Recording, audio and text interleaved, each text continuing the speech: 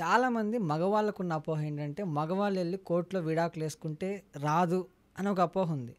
నిజంగానే చట్టంలో అలా ఉందా? ఫస్ట్ ఏంటంటే మనకు భారతదేశం అనేది ఎప్పుడు కూడా ఏంటంటే మనం చట్టాల కంటే ఎక్కువ మోరల్కి వాల్యూ ఇస్తాం.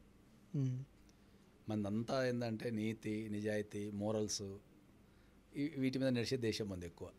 ఓకే. చట్టాలు అనేటివి గత మనకు ఒక 20 సంవత్సరాల నుంచి మన జీవితాల్లో చట్టాలు అనేవి స్టార్ట్ అయిపోయినాయి.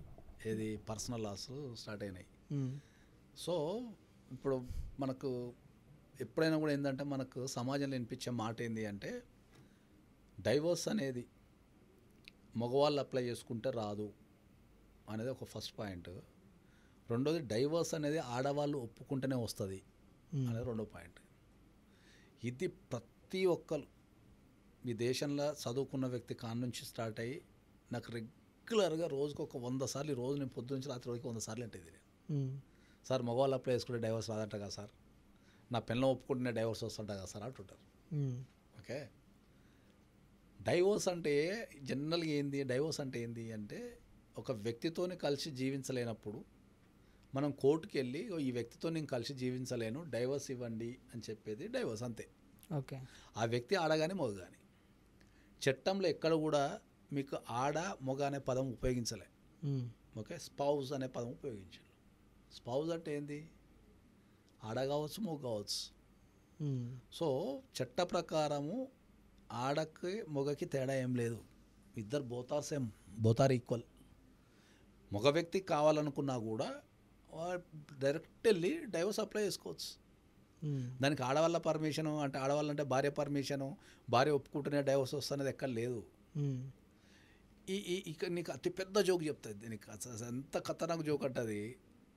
ఈ అందరు ఎవరైతే అడుగుతున్నారో చూడు, మగవాళ్ళు అప్లై చేసుకుంటే డైవర్స్ రాదు, ఆడవాళ్ళు ఒప్పుకుంటేనే డైవర్స్ వస్తుందని చెప్తున్న వీళ్ళందరికీ తెలియని విషయం ఏంటంటే భారతదేశంలో అప్లై చేసే డైవర్స్లో 80% of the divorce filed by men. 80%. Oh my god. Practicality ఏమో నీకు 80% of the applications filed by men ఉంటుంది. ఓకే, కోర్టులలో నీకు ఇక్కడికి వస్తేనేమో మనోళ్ళు ఏమంటారు అంటే సార్ మగోళ్ళు అప్లై చేసుకుని డైవర్స్ రాదంట సార్ అంటాడు. నిజంగానే పెద్ద చెప్తారు రాదు సార్ అంటాడు. సో కోర్టులో డైవర్స్ ఆడవాళ్ళు అప్లై చేశారా మగవాళ్ళు అప్లై చేశారా అనేది ఇమ్మెటీరియల్ కోర్టుకి.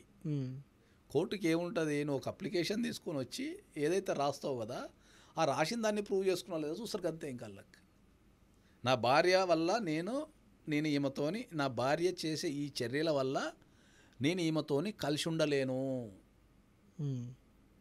అని నువ్వు రాస్తావు కదా, వాటిని నిరూపించుకుంటే డైవర్స్ ఇచ్చేస్తారు అంతే. ఓకే, అంతే తప్ప ఈ ఆడవాళ్ళు ఒప్పుకుంటేనే అదైతే నాకు అసలు ఇప్పటికీ కూడా చదువుకున్న వ్యక్తులు కూడా వచ్చేసి సార్ పిల్లం ఒప్పుకుంటే డైవర్స్ వస్తుంది కదా సార్ అంటారు. ఇక పిల్లం ఒప్పుకుంటేనే డైవర్స్ వచ్చేటట్టు ఉంటే ఇంత వ్యవస్థ ఎందుకు? కోర్టుకు వెళ్ళగానే ఫస్ట్ జడ్జి అడిగే క్వశ్చన్ ఏముంటుంది, ఏవా నీ పిల్లం ఒప్పుకుందా అంటాడు, అంతే. లేదు సార్ ఒప్పుకోలేదంటే ఇటు అంటాడు. ఇంకా దానికి అడ్వకేట్ ఎందుకు, ఈ చట్టాలు ఎందుకు, ఈ వాదించడం ఎందుకు, తెల్లవారులు వాదించుడు చదువుడు ఇదంతా అవసరం లేదు కదా. అవును, ఈ లాజిక్ కూడా మిస్ అయిపోతారు మన వాళ్ళు. అంటే అందరికీ బేసిక్గా నాకు కూడా ఉండేది కొంచెం, ఎందుకంటే లేడీస్కి ఫేవర్ ఏమో ఎక్కువ చట్టాలు ఎప్పుడు కూడా లేడీస్కి ఫేవర్లో రాయలేదు. చాలా స్పష్టంగా చాలా ఖచ్చితంగా స్పష్టమైన తెలుగులో చెప్తున్నా. వాళ్ళకు కొద్దిగా ప్రివిలేజ్ ఉంది, చట్టాలు లేడీస్ ఫేవర్లో ఏం రాయలే. వాళ్ళు ఏంటంటే మానసికంగా శారీరక పరంగా కొన్ని రకాల ఇబ్బందులు వాళ్ళకు ఉంటాయి కాబట్టి జెంట్స్కు కొద్దిగా కంపారిజన్ చేస్తే ఏంటంటే మంది ప్రతిస్వామ్య కుటుంబం అంటే మన మేల్ డామినేషన్ ఎక్కువ ఉంటుంది మన దగ్గర. మన భారతదేశంలో ఏంటంటే చిన్నప్పటి నుంచి మేల్ డామినేషన్ ఉంటుంది. రెండోది ఇంట్లో పెంచేటప్పుడు కూడా కొద్దిగా నువ్వు మోనీరా అని చెప్పి పెంచుతుంటారు. ఆడపిల్ల నువ్వు ఆడపిల్లవు నువ్వు అటుపోకు ఇటుపోకు అని రిస్ట్రిక్షన్స్ పెంచుతుంటారు. సో అట్లాంటి ఆ రిస్ట్రిక్షన్స్ పెంచిన ఒక అమ్మాయికి మగవాళ్ళకు సమానంగా పెంచాలి అనే ఉద్దేశంతో మగవాళ్ళకంటే ఎక్కువ వాళ్ళకు కొద్దిగా ప్రివిలేజెస్ ఇచ్చారు తప్ప చట్టాలు ఎప్పుడు అందరికీ అసలు మనం మాట్లాడడానికి చేసేదానికి అసలు సంబంధం ఉండదు. ఇప్పుడు మరి భారతదేశంలో చట్టాలన్నీ ఆడవాళ్ళకి అనుకూలంగా ఉంటే మరి ఇప్పటికీ ఇంకా ఆడవాళ్ళ మీద అన్యాయాలు దారుణాలు ఇంకెందుకు జరుగుతున్నాయి చెప్పు. మరి ఈ లాజిక్ కూడా మర్చిపోతారు మన వాళ్ళు. నిజంగానే ఆడపిల్లలందరికీ కనుక చట్టాలన్నీ అనుకూలంగా ఉంటే మరి ఇప్పుడు ఇంకా ఎందుకు వాళ్ళ మీద అగత్యాలు జరుగుతున్నాయి? ఇంకా వాళ్ళకి ఏంటంటే సపరేట్ ప్రొవిజన్స్ కొద్దిగా ఎక్కువ ఇచ్చారు అంతే. వాళ్ళని కాపాడుకోవడానికి, వాళ్ళ రైట్స్ని మనం ప్రొటెక్ట్ చేయడానికి వాళ్ళకి ఇచ్చారు తప్ప కోర్టుకి వెళ్తే అందరూ సమానమే. ఆడమ్మగా తేడా ఏముండదు అక్కడ. కాబట్టి అది ఒక అపోహ మాత్రమే. ఎందుకంటే మనకు లేడీస్కి అన్ని చట్టాలు అనుకూలంగా ఉన్నాయని తిరుగుతుంటారు.